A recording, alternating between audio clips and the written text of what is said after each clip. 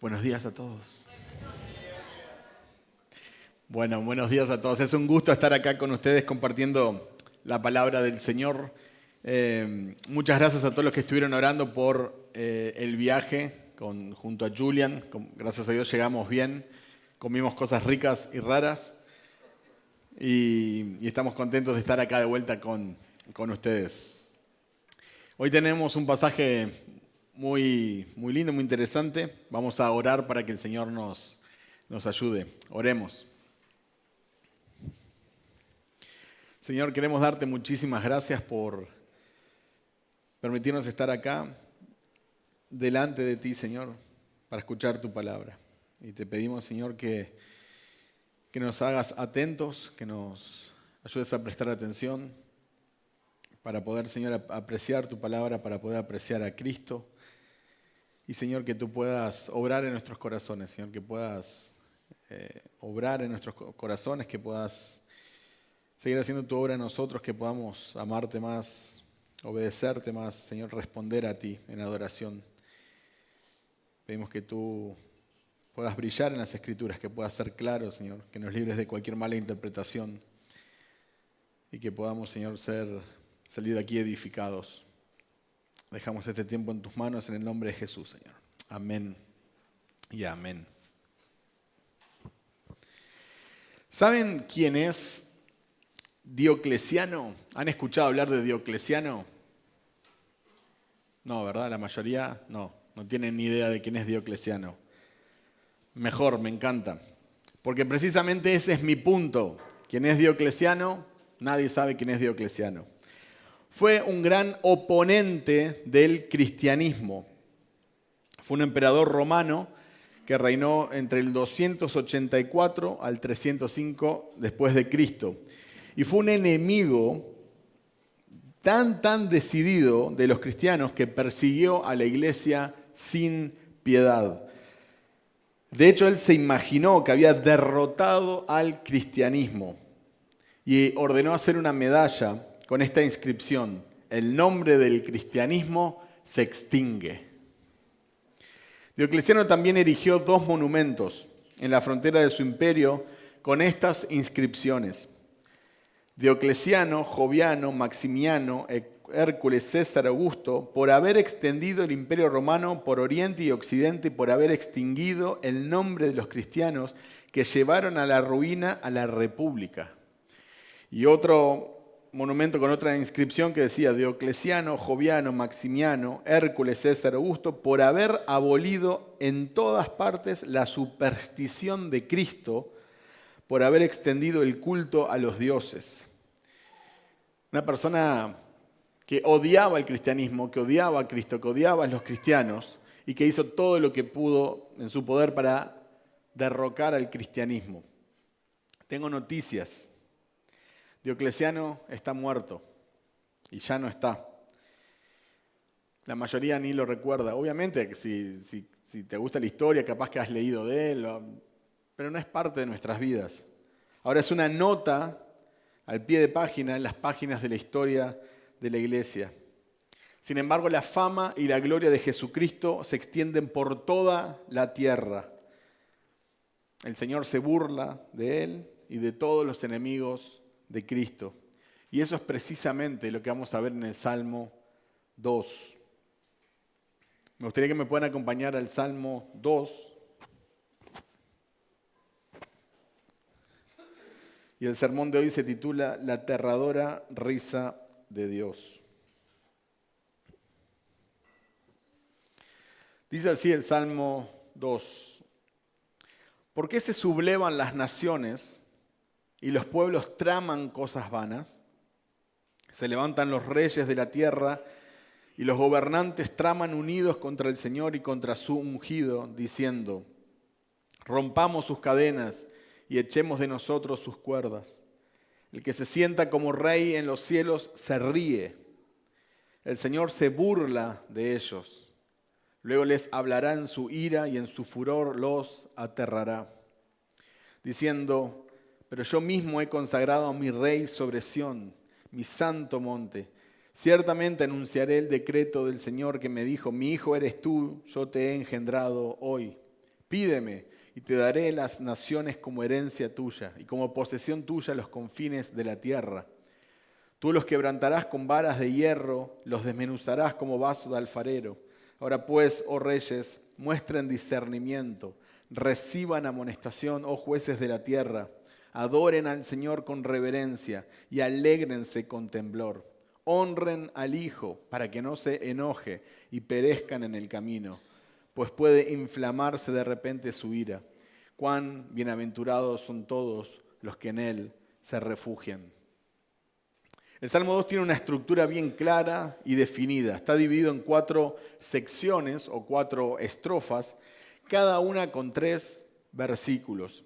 Estas secciones presentan un desarrollo progresivo que contrasta la rebelión humana con el plan soberano de Dios y culmina con un llamado a la sumisión, a honrar a Dios. Podríamos dividir así la rebelión y oposición de las naciones, versículos del 1 al 3, la respuesta de Dios con autoridad y soberanía, versículos del 4 al 6, la proclamación del rey y su poder, versículos del 7 al 9, y el llamado a someterse y encontrar refugio en el rey, versículos del 10 al 12. Esta estructura destaca un gran contraste entre la fragilidad de los esfuerzos humanos y la seguridad del plan de Dios. El plan de Dios se trata de Cristo como Rey de Reyes. Ahora, para entender un poquito más estas palabras, este tipo de literatura, debemos de conocer un poquito el contexto histórico. Había conflictos entre las naciones. En el antiguo Israel, los reyes frecuentemente se enfrentaban rebeliones y amenazas de las naciones vecinas, los filisteos, los amonitas, los arameos. Y este salmo refleja esa realidad política, pero también nos habla de la relación del rey con Dios. El rey de Israel no era solo un líder político, sino un representante del gobierno divino. Era considerado ungido, Mesías, lo que simbolizaba su elección y autoridad dada por Dios. Entonces, el significado inmediato del texto pudo haber sido cantado durante la coronación de un rey, pero su lenguaje trasciende a los reyes terrenales, apuntando a un cumplimiento mayor en Cristo. Este salmo refleja el pacto davídico. En 2 Samuel 7, 12 al 13 dice: cuando tus días se cumplan y reposes con tus padres, levantaré a tu descendiente después de ti, el cual saldrá de tus entrañas y establecerá su reino. Él edificará casa a mi nombre y yo estableceré el trono de su reino para siempre. Dios promete a David un descendiente eterno que reinará sobre todas las naciones. Ahora, en la mentalidad antigua, en las culturas del Medio Oriente, se entendía que los dioses respaldaban a los reyes. Cuando un rey iba a la batalla, tenía esa concepción de que todos los dioses estaban detrás de él como apoyándolo. Pero este salmo desafía esa noción al afirmar que solo el Señor es soberano y que Él ha establecido a su rey. Nos habla de la rebeldía humana, la descripción de las naciones y gobernantes conspirando contra Dios. Refleja la arrogancia humana frente a la autoridad divina. Esto sabemos que es un tema recurrente en las Escrituras. Y también tenemos este texto con un cumplimiento en el Nuevo Testamento. Si me acompañan a Hechos 4, 24 al 28, vamos a ver el cumplimiento de este texto en el Nuevo Testamento.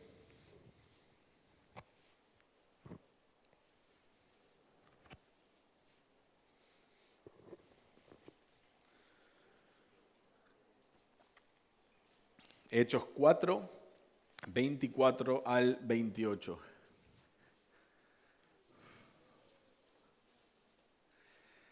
Al oír ellos esto, unánimes alzaron la voz a Dios y dijeron: oh Señor, tú eres el que hiciste el cielo y la tierra, el mar y todo lo que en ellos hay, el que por el Espíritu Santo, por boca de nuestro padre David, tu siervo, dijiste: ¿por qué se enfurecieron los gentiles y los pueblos tramaron cosas vanas?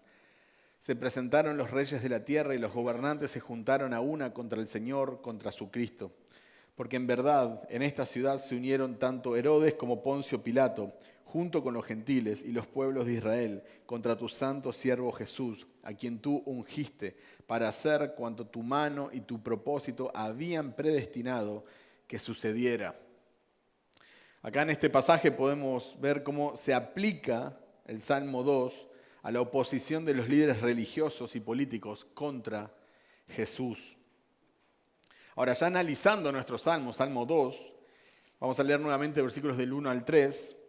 Salmo 2, del 1 al 3.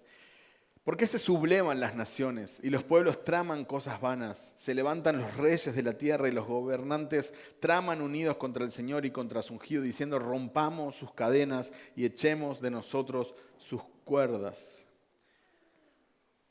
El salmista se pregunta perplejamente, es como que David está anonadado, está perplejo. ¿Por qué se sublevan las naciones? ¿O por qué se amotinan las gentes? No hay ninguna razón para airarse con Dios y no hay ningún beneficio en rebelarse a Dios. Pero también podríamos preguntar por qué se rebelaron Adán y Eva, por qué Judas traicionó a Jesús. Y vamos a llegar a la conclusión que está en nuestra naturaleza. Todos sabemos que no podemos pelear contra Dios, no podemos ganarle a Dios. Pero hay algo que está en nuestra naturaleza que nos hace necios. Los pueblos traman cosas vanas, o también otra versión dice: los príncipes consultarán unidos. Desde el tiempo de Babel, de la torre de Babel, los hombres continúan uniéndose contra Dios. Como si 2 o 3 o más hombres tuvieran alguna oportunidad contra Dios. Dice contra Dios y contra su ungido. Ungido habla de Cristo, el ungido. Dado que Jesús es la representación perfecta del Padre, oponerse a Dios el Padre es oponerse a Jesús. Y si estás contra Jesús, estás en contra del Padre. Dice el texto: rompamos sus cadenas o ligaduras. Los que se oponen a Dios y a su ungido piensan de Dios como un portador de esclavos. Es como: me está esclavizando, me quiero liberar, quiero romper las cadenas, me tiene atado, no puedo ser libre, no puedo ser soberano. Y esto evidencia lo equivocado que están, porque de hecho solo en Cristo podemos ser verdaderamente libres. Spurgeon dijo: para un cuello sin gracia, el yugo de Cristo es intolerable, pero para el pecador salvo es fácil y ligero. Podemos juzgarnos a nosotros mismos por esto: ¿amamos ese yugo o deseamos expulsarlo de nosotros? Ahora el Señor responde a esta rebeldía, en los versículos del 4 al 6. El que se sienta como rey en los cielos se ríe. El Señor se burla de ellos. Luego les hablará en su ira y en su furor los aterrará, diciendo: pero yo mismo he consagrado a mi rey sobre Sión, mi santo monte. Ciertamente anunciaré el decreto del Señor, que me dijo: mi hijo eres tú, yo te he engendrado hoy. Es una imagen muy descriptiva. El que mora en los cielos se ríe o se reirá. Dios mira la forma en que el hombre trama contra él y se ríe. Es casi como si un niño pequeño, uno de mis hijos, me diga que me puede ganar una pulseada. Mi hijo de 2 años. Y es casi simpático, es tierno. Me voy a reír. Imagínense Dios mirando a las naciones, mirando a los rebeldes, mirando la naturaleza humana, tramando contra él, como si le pudieran ganar. Dios mira a los hombres y se ríe. Fíjense que Dios no tiene miedo, Dios no está confundido, Dios no está deprimido por la oposición del ser humano. Dios no se siente amenazado y en ningún momento está en peligro su plan. Dios se ríe burlonamente de los malos. Dice que Él mora en los cielos como gran rey en un trono glorioso. No se pasea de un lado a otro en el salón del trono del cielo preguntándose qué debería de hacer. Él mora en perfecta paz y seguridad. Y no es un trono terrenal el que ocupa, es el trono del cielo con toda la autoridad.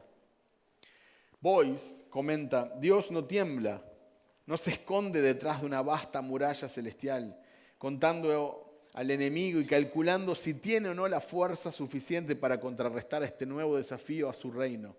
Ni siquiera se levanta de donde está sentado, simplemente se ríe de estos grandes imbéciles. Perdón por la expresión, pero estoy citando a Boyce. Pero esta risa burlona de Dios es el consuelo de todos los que amamos su justicia. Quizás te estás preguntando, ¿qué tiene que ver este salmo conmigo? Bueno, somos los primeros en quejarnos cuando vemos que hay injusticias, ¿verdad? Cuando parece que el justo prospera o cuando parece que nadie nos hace justicia. Pero acá vemos a Dios en su trono, recompensando o por su gracia, dando refugio a aquellos que en Él confían, pero destruyendo a los inicuos. Nosotros tenemos a veces esa idea de Dios como un viejito bonachón bueno, ¿verdad? Que es todo amor y que es bueno, ¿no? Pero eso es solo una versión muy limitada de Dios. Dios también es fuego consumidor y Dios también va a destruir a sus enemigos. Y gracias a Dios por eso.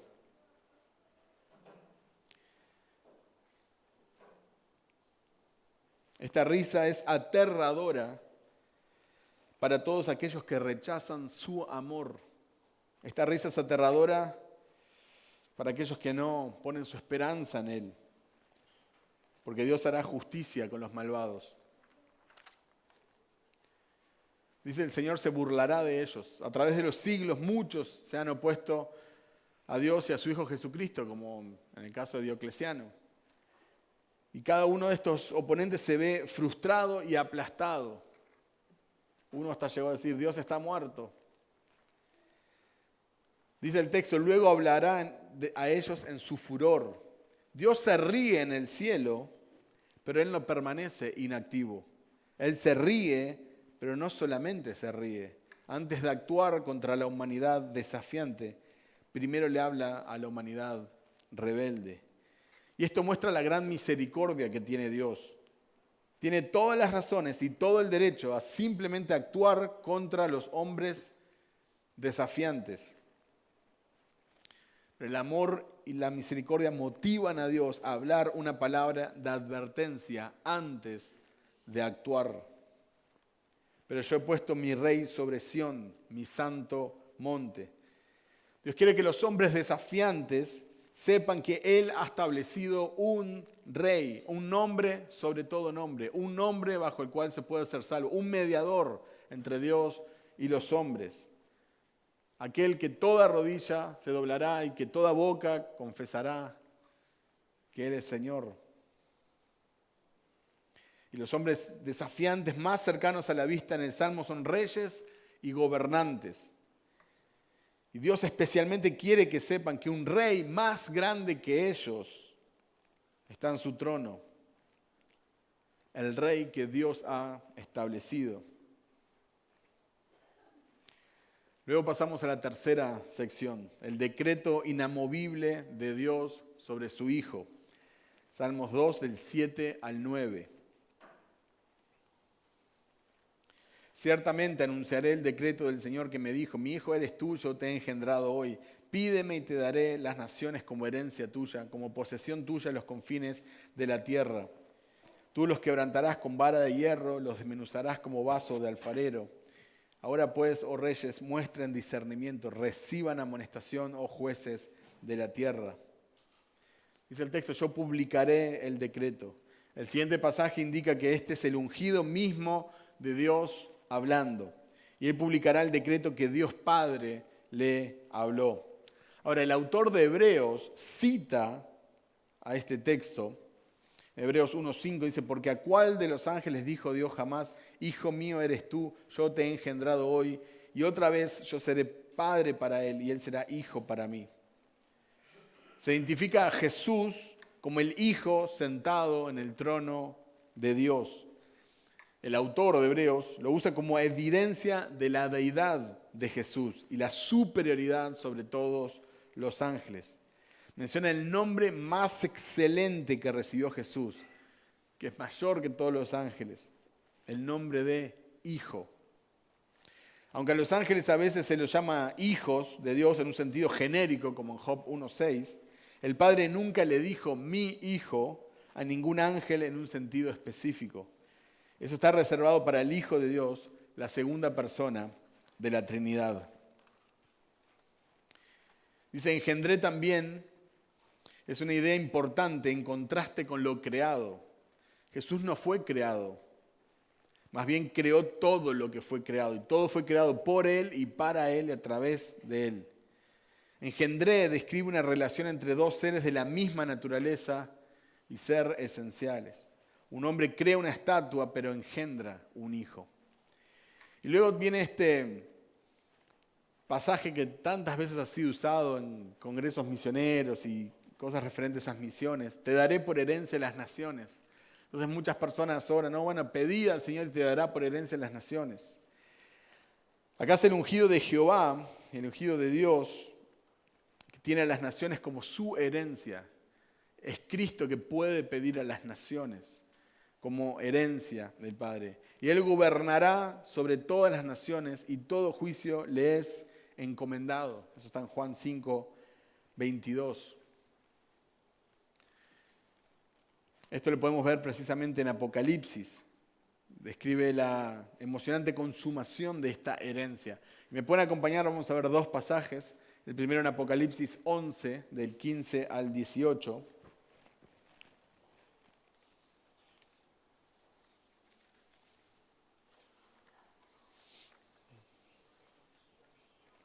Apocalipsis 19, 11, no, perdón, Apocalipsis 11, 15 al 18.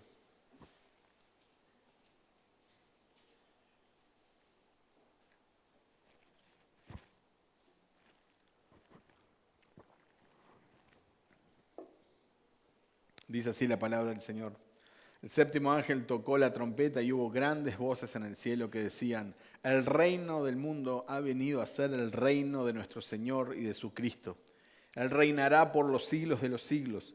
Y los 24 ancianos que estaban sentados delante de Dios en sus tronos se postraron sobre sus rostros y adoraron a Dios diciendo, te damos gracias, oh Señor Dios Todopoderoso, el que eres y el que eras, porque has tomado tu gran poder y has comenzado a reinar. Las naciones se enfurecieron y vino tu ira y llegó el tiempo de juzgar a los muertos y de dar recompensa a tus siervos los profetas, a los santos y a los que temen tu nombre, y a los pequeños y a los grandes, y destruir a los que destruyen la tierra. Si me acompañan unos capítulos más adelante, Apocalipsis 19, 11 al 16.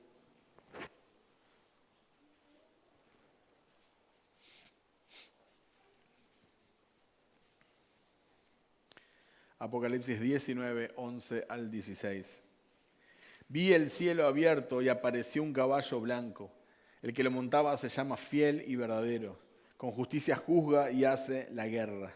Sus ojos son una llama de fuego y sobre su cabeza hay muchas diademas. Tiene un nombre escrito que nadie conoció sino él. Está vestido de un manto empapado en sangre y su nombre es el Verbo de Dios. Los ejércitos que están en los cielos, vestidos de lino fino, blanco y limpio, los seguían sobre caballos blancos. De su boca sale una espada afilada para herir con ella a las naciones y las regirá con vara de hierro. Él mismo pisa el lagar del vino del furor de la ira de Dios Todopoderoso. En su manto y en su muslo tiene un nombre escrito, Rey de Reyes y Señor de Señores. Me disculparán el spoiler, pero sabemos cómo termina esta historia, ¿sí? Nadie puede contra el Hijo, nadie puede cambiar los planes de Dios, nadie puede contra el Dios soberano. Nosotros tenemos que decidir si vamos a ser rebeldes o si vamos a encontrar refugio en Él, si vamos a buscar refugio en Él. Pero sabemos cómo termina esto. Por eso para los cristianos dice, somos más que vencedores por medio de aquel que nos amó. Ni la muerte, ni la vida, ni ángeles, ni principados, ni lo presente, ni lo porvenir nos podrán separar del amor de Él. Pero eso es cuando encontramos refugio en Él y no cuando somos rebeldes contra Él. Acompáñenme a la última sección del Salmo 2, versículos del 10 al 12. El decreto inamovible de Dios para las naciones. Dice versículos del 10 al 12. Ahora pues, oh reyes, muestren discernimiento. Reciban amonestación, oh jueces de la tierra. Adoren al Señor con reverencia y alégrense con temblor. Honren al Hijo para que no se enoje y perezcan en el camino, pues puede inflamarse de repente su ira. Cuán bienaventurados son todos los que en Él se refugian. Dice, oh reyes, sean prudentes. U otra versión dice, muestren discernimiento. Después de las palabras de advertencia de parte del ungido del Señor, el salmista aconseja a los reyes de la tierra que abandonen su necio desafío al Señor. Y dígame si esto no tiene una aplicación para nosotros hoy en día. Si estás siendo rebelde, si estás siendo desobediente, si estás tramando contra el Señor y pensás que te vas a salir con la suya, esto nos recuerda que nadie se sale con la suya. Y que nosotros tenemos que bajar las armas y dejar esa idea tonta, si me permiten, de pensar que vamos a salirnos con la suya o que vamos a ganar. Nadie le puede ganar a Dios. Tenemos que humildemente arrepentirnos y buscar refugio en Él. Servid a Jehová con temor. Otra versión dice, adoren al Señor con reverencia y alégrense con temblor. El salmista llama a los reyes de la tierra a entregarse a Dios y a darle su debida reverencia. En esta posición de sumisión y rendición pueden alegrarse, pero sin dejar de lado el temblor. Luego viene un pasaje que algunos lo traducen como honrad al Hijo y otras versiones lo traducen como besad al Hijo. Esto tiene en mente principalmente el beso de sumisión, donde un dignatario recibe el humilde beso de alguien que es inferior en condición. También insinúa el afecto que Dios quiere en la relación con Él. Dios quiere que reconozcamos nuestro lugar apropiado ante Él, pero que también nos alegremos en Él y seamos afectuosos en nuestra relación con Él. Clark comenta, besar era una muestra de subyugación y amistad. A los reyes y jueces de la tierra se les ordena humillarse ante el ungido de Dios. Se les ordena reconocer su total superioridad. ¿Qué hay entonces de nosotros simples mortales? Si a los más poderosos de este mundo, si a la autoridad, a los reyes se les pide sometete al Rey de Reyes, ¿cuánto más nosotros debemos de hacerlo? Bienaventurados todos los que en Él confían. Los que desafían a Dios son quebrantados. Los que dependen de Él son bienaventurados. El salmista deja elección a todos. ¿Quebrantado o bienaventurado? Como conclusión, podemos decir que nosotros miramos a un Rey eterno. El cumplimiento completo se encuentra en Jesús, quien reina eternamente. Miramos a un Rey soberano. Este salmo proclama que a pesar de la rebelión de las naciones, el plan de Dios no puede ser frustrado. Miramos a un Rey justo y misericordioso. Los rebeldes serán juzgados, pero aquellos que se someten al Hijo encontrarán refugio y bendición. Y por último, pero no menos importante, miramos a un Rey Salvador. Jesús es el Hijo de Dios, el Rey establecido por el Padre, quien reinará sobre todas las naciones. El Salmo 2 nos muestra que la soberanía de Dios es inquebrantable a pesar de la rebelión humana. El reinado de Cristo es inquebrantable a pesar de los esfuerzos por evitarlo. Debemos someternos a Cristo con temor reverente. Debemos encontrar en Él refugio seguro y la bendición eterna. En un mundo que rechaza a Dios, podemos confiar que nada escapa a su soberanía. Entonces, busca refugio en Cristo antes que tengas que enfrentar el terror de su risa burlona. La aterradora risa de Dios será para sus enemigos. Haz las paces con Dios por medio de Cristo y encuentra en Él refugio. Amén. Oremos.